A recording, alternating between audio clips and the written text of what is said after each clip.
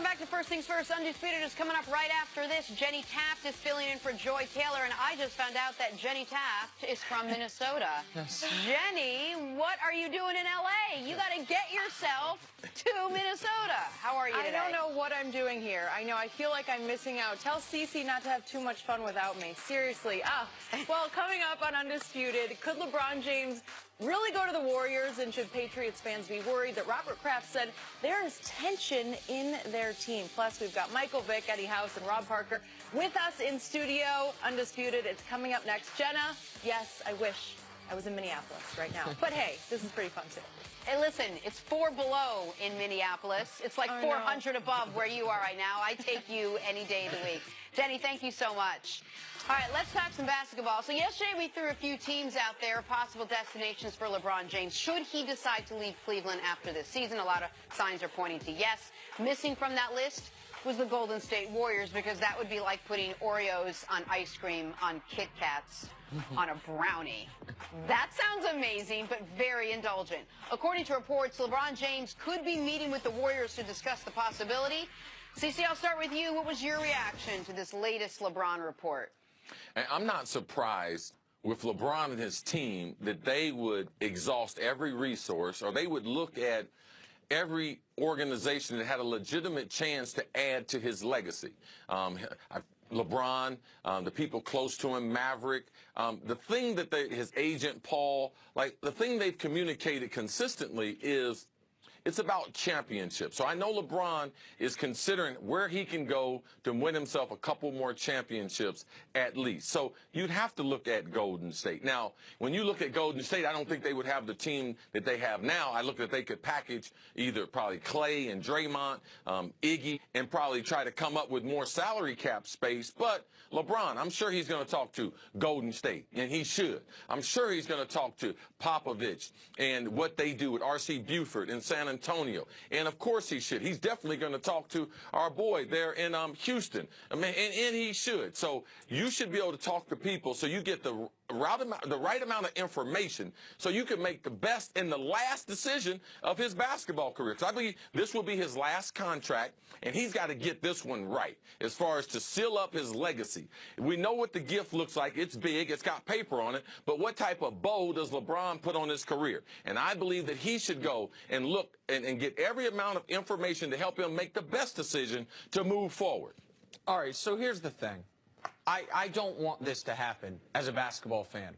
I understand that the rules have been determined as we're not supposed to criticize anyone who's a free agent who goes anywhere. We're not allowed to criticize Kevin Durant. He did what's best for him and his family and be excellent basketball and all this stuff, ignoring the fact the entire premise of team sports in America, where at the highest level is about competition and wanting the result to be in doubt.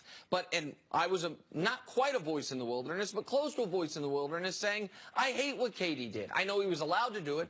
I know it was in the rules. I, as a basketball fan, didn't like it. So as a basketball fan, I would not like it if LeBron James went to the Golden State Warriors, who already have the second best and third best player in the league, to then just create the trifecta of the 3 best players in the league.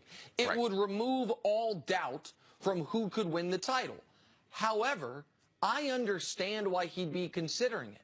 And it's because we have moved the goalposts on how we evaluate players.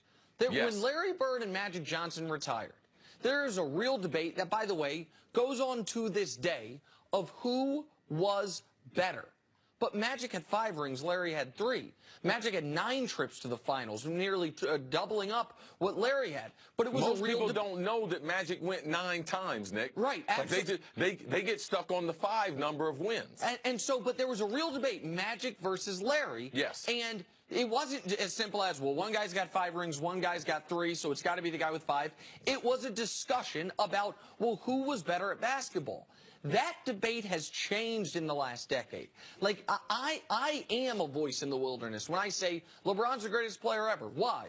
Well, the guy people think is the greatest player ever, Jordan, he's a better passer, he's a better rebounder, he's a more versatile defender, he's a better shooting percentage, he's going to finish with more stats in every category. I think he's better than Jordan. People, the response to that is rings, rings, rings. And if LeBron's chasing Jordan's ghost, And he knows because of what's been created in Golden State with Kevin Durant going there, getting to 6 rings will be damn near impossible. I understand him at least considering, well, if people aren't going to call me the best ever because I am the best ever, maybe the only way to get there is to win 7 titles. How can I win 7 titles? Go to Golden State. I don't want him to do it. I hope he doesn't do it. I would be shocked if he does do it. I understand why it's something people in his camp would at least bring up to him as a possibility. Cece, can I ask you a question? Yes, ma'am. We saw what the backlash was when Kevin Durant went to a team that's not nearly as good as the team it is right now. People had a hard time with that. If LeBron James leaves what he has now to go join that team, whether or not you think there should be an asterisk every time he gets another title or another ring, that's fine. What do you think the public opinion would be? Whether it matters or not, how do you think, because he's one of those guys where he did have some issues when he went to Miami, what would it be like now if he did go to Golden State? Well, LeBron's the only player that we saw them burning his jersey. All right? LeBron's the only one that's been criticized since he was 17 years old.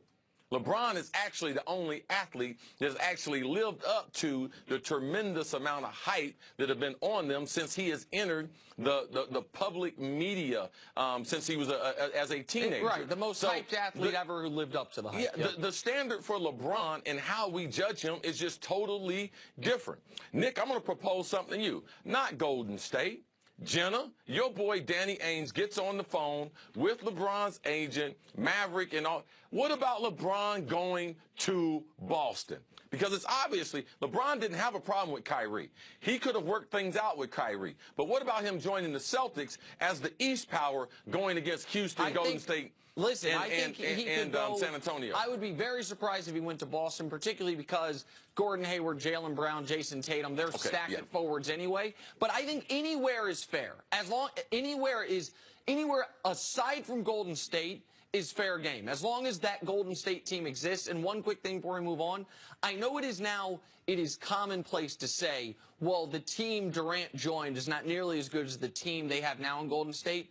The team Durant joined was the greatest team in the history of the sport. They went 73-9. They were up 3-1 in the finals. It took the greatest 3-game performance in the history of the sport by the guy who I believe is the greatest player in the history of the sport to beat that Warriors team without Kevin Durant. So, just for whatever. A lot of hyperbole in that just one sentence right there. Most of it were facts. Most of it was objective. What was the other 73-9. Oh, okay. A little opinion, a little opinion mixed in. That's my best favorite facts, or opinion. I know. Facts with a little opinion. Sometimes facts get in the way of your stories, and we never want that to happen. No, all right, moving on. Let's go back to the Super Bowl. In real life, the age of 40 is still your prime in football. Not exactly the case unless you're Tom Brady, who's still playing at an MVP caliber. It seems as though everyone's wondering when he'll retire. According to Patriots President Jonathan Kraft, Tom Brady has earned the right to decide when his career is over. Cece, do you feel like this goes against the Patriot way? Usually they don't factor in anything other than business, business, business when they deal with players, and yet with Tom Brady, they've gone a very much, let's say, a softer way. Well, they're doing the right thing. The Patriots do have a way, and you do make exceptions to the rule. There's always an exception to the rule. There is a Patriot way, but there's also who Tom Brady is. The Patriots, long time ago, started not compromising with Tom Brady. As you see, the story about Tom Brady's strength conditioning guru was added to the staff of the Patriots, had an office at the Patriots. That's not the Patriot way. The way Tom Brady has been able to, maybe talk about players that he wanted on the team. Tom Brady taking a hometown discount. Now, that is the Patriot way. So he has more pull because he has bought into them doing it that way. But if he is the GOAT, you should have an exception to the rule, and they should make exceptions for Tom Brady. When you can defy the laws of nature and physics the way Tom Brady is doing, someone is going to do this. We see in tennis, Serena Williams. She's performing at an unbelievable level at an advanced age. Roger Federer just got his 20th major championship at an advanced age. So given technology, given food and science, Tom Brady has a perfect diet regimen. So someone is going to do that. We just don't want to accept it being Tom Brady, but it's nice to see that people can eat like Jenna, eat the side of a tree, and be able to play into advanced ages. Like, we have to embrace technology. Tom Brady has it. All right? We just have to accept it. Cece, but to answer the question, yes, this goes against the Patriot Way. Yes. Doesn't mean it's the wrong thing to do. It doesn't. Yes. Sometimes breaking protocol is the right thing to do. And you might say, well, they would do this for any all-timer. No. No. This protocol, Joe Montana had to go somewhere else. Peyton Manning had to go somewhere else. Jerry Rice had to go somewhere else. Jim Brown didn't even want to go somewhere else. He just wanted to make movies. And his owner was like, nope, football or movies. So those are all Pantheon guys. None of those teams allowed them to write their own exit ticket. The most interesting part of by the way, Brady's the greatest football player ever. I have no problem with it. But the last point that I will make on this is the following. Power within an organization is a zero-sum game. Meaning, if someone gains power, by definition, someone has lost it. And what we have seen is Tom Brady, this year, has gained some power. Who did he gain it from? His head coach, Bill Belichick. Who gave it to him? The owners, Robert Kraft and his son, Jonathan. That is just something to watch as we move forward in the greatest dynasty in sports history. The quarterback now has some of the power to go along with that. Has he earned it, in your opinion? Oh, of course he's earned it. He's the best football player I've ever seen. Tom Brady has earned it. And let me tell you what the icing on the cake was. He had 4 Super Bowl championships, down 28-3, pulling that team back last year, getting his 5th. That gives him the grace, Jenna. Thank you. All right, we got to get going. We'll see you tomorrow. CC, enjoy the day. Undisputed is on right now.